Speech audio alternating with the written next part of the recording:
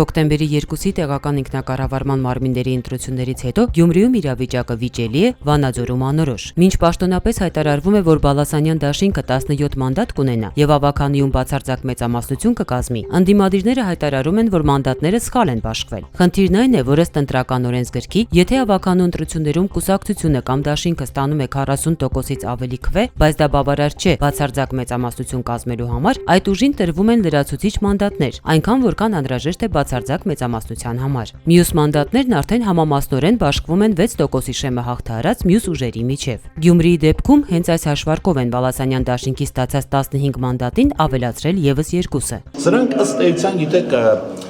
թերևս ոչ թե լրացուցիչ մանդատի բաշխում է իրականացվում, այլ փաստվում է, որ այս հաշվարկից հետո նա ստանալու է 17-ը։ Գյումրիի ավականու ընտրություններում անհրաժեշտ 6% քվե ստացած քաղաքական մյուս ուժերին ԲՀԿ-ին, Հայկական վերածննդին, Գալային, սակայն այս հաշվարկը չի գոհացնում։ Բոլոր ուժերը հայտարարել են, որ եթե օրինական հաշվարկ կատարվեր, ընդդիմությունը Գյումրիի ավականու խորհրդում մեծամասնություն կազմելու իրական հնարավորություն կունենար։ Եթե ուրեմն նոր թալեսներ են հայտնվել մաթեմատիկայի ոլորտում եւ կարող են հիմնավորել անհիմնավորելին, ես կհորդորեի դիմել Նոբելյան մրցանակի կոմիտե մաթեմատիկայի ոլորտում Նոբելյան մրցանակ հիմնելու, որովհետև բոլոր հնարավոր հաշվարկներով, հաշվի առնելով անգամ ձեր մատնանշած բոնուսային համակարգը, Բալասանյան դաշինքը ունի 15 մանդատ։ Որքան բոնուսներ ավելացնում եք, Բալասանյան դաշինքի տոկոսը 40-ի չի հասնում, ինչպես եք անելու։ Զորով կարա բերել բրթել ներս դրան։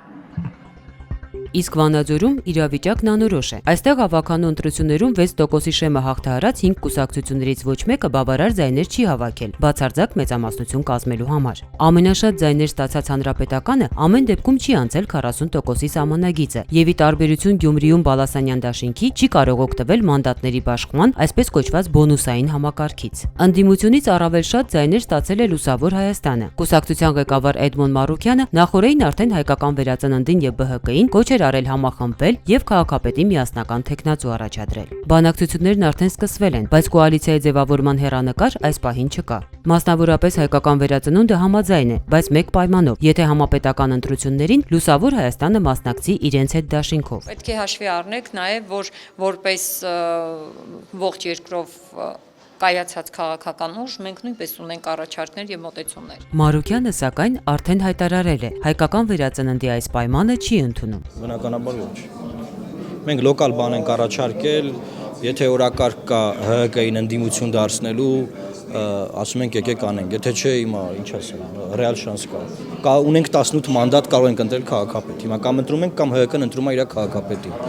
Երկրորդ տարբերակը դրա չկա։ Ինչ վերաբերում է ԲՀԿ-ին, Նաիրա Զոհրաբյանը հայտարարել է, որ իրենք սպասում են Լուսավոր Հայաստանի եւ Հայկական վերածննդի բանակցությունների արդյունքին։ Եթե նրանք համաձայնության գան, իրենք կմիանան։ Հիմնական բանակցությունները պիտի այս պահին տանեն Լուսավոր Հայաստանը եւ Հայկական վերածնունդը։ Ցանկացած միասնական լուծման դեպքում կորոշվի լուծումը օգուտ Լուսավոր Հայաստանի է, մեր 3 ավականիները կսատարեն այդ լուծումը։ Իսկ ավականու ընտրություններում պարտված կուսակցություններում վերակազմավորումներ են։ Այստեղ նաև վերլուծում են ձախողման պատճառները եւ փորձում հետեւություններ անել։ Բոլոր ուժերում մեկ հարցում միակարծիք են։ Հայաստանում ընտրությունների ելքը որոշող գլխավոր գործոնը շարունակում է մնալ փողը։ Այն քաղաքացին, որ ասենք օրինակ փողոցում ինձ բռնում է, որ ասում այ Փաշինյան ջան, գիտես ինչ, որ այդ Շարմազանովը ձեռս ընկնի, Փրթիկ կանեմ, չես պատկերացնում ոնց եմ ես դրանից կներեք արտահայտությանը զզվում, նույն ձևով Շարմազանովին էլ տենալիս ասում է Շարմազանով ջան, այդ Փաշինյանը որ ձեռս ընկնի, փրթիկ կանեմ, չես պատկերացնում ես ոնց եմ դրանից զզվում։ Ու ինչն է սրա պատճառը։ Սրա պատճառը գիտեք ինչն է, որովհետև մարդկանց ըստ էության Հայաստանի Հանրապետությունում քաղաքականությունով հետաքրքրված եւ քաղաքականության մեջ ներգրավված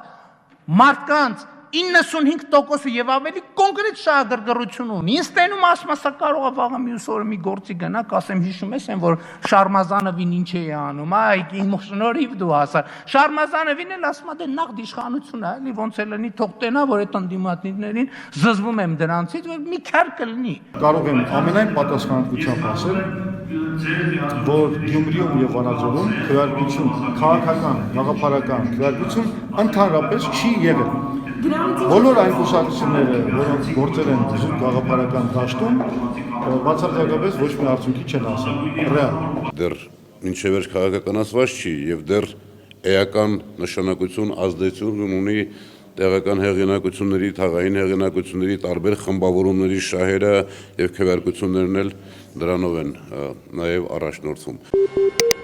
Երեկ երեկոյան նախագահ Սերժ Սարգսյանը պաշտպանության նախարարությունում էր։ Աշխատանքի համար շնորհակալություն է հայտնել եւ ճանապարհել նախկին նախարար Սեյրան Օհանյանին եւ գլխավոր շտաբի նախկին պետ Յուրի Խաչատուրովին։ Նախարարություն եւ բանակի բարձրագույն սպայական կազմին ներկայացրել պաշտպանության նորանշանակ նախարար Վիգեն Սարգսյանին եւ զինված ուժերի գլխավոր շտաբի նորանշանակ պետ Մովսես Հակոբյանին։ Համոզված եմ, որ Վիգեն Սարգսյանը գիտակցում է պատասխանատվության աստիճանը եւ վստահ եմ, որ նա ջանք ու եռանդ չի խնայի, որպեսզի այս վստահությունը արդարացնի եւ պատասխանատվությունը կրի պատվով։ Իհարկե, ուզում եմ շնորհակալություն հայտնել Սեյրան Օհանյանին պաշտպանության նախարարի պաշտոնում երկարատև եւ տքնաջան աշխատանքի համար։ Օգտվելով առիթից ես շնորհավորում եմ եւ պարոն Սարգսյանին եւ պարոն Խաչատուրովին եւ պարոն Հակոբյանին նշված պաշտոնների նշանակման կապակցությամբ ցանկանում հաջողություններ եւ կարծում որ յուրաքանչյուր իր ամբողջ ներուժը կներդնի մեր բանակի շարունակական զարգացումը ապահովելու համար։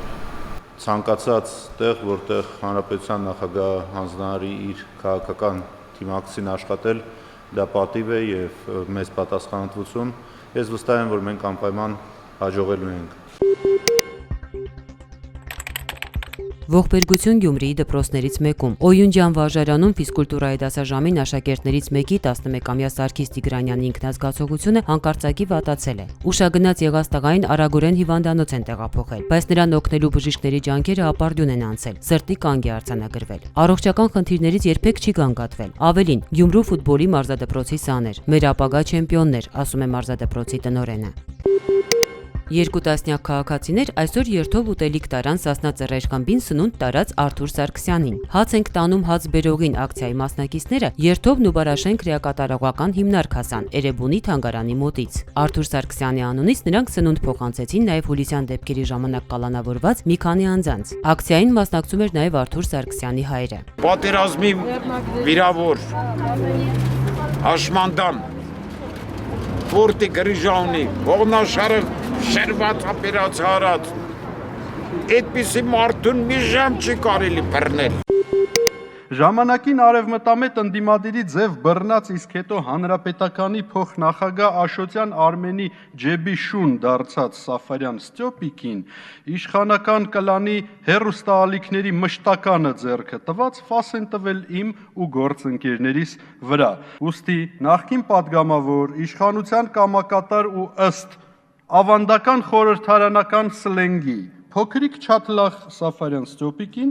որն իրեն թույլ է տվել սոցիալական ցանցերում վիրավորել մերձավորներիս ու թիմակիցներիս, հայտնում եմ, որ բնակվում եմ գրանցմանս վայրում, որը պաշտոնապես հրապարակված է պետական ռեգիստրում։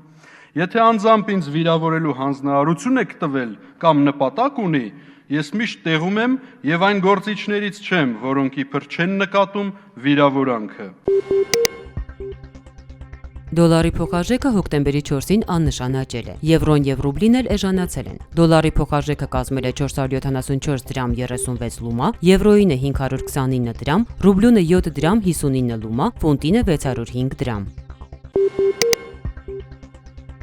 Հանրապետության տարածքում հոկտեմբերի 5-ին սպասվում է առանց տեղումների եղանակ։ Օդի ջերմաստիճանն աստիճանաբար կբարձրանա 2-ից 3 աստիճանով։ Երևանում նույնպես վաղը տեղումներ չեն սպասվում։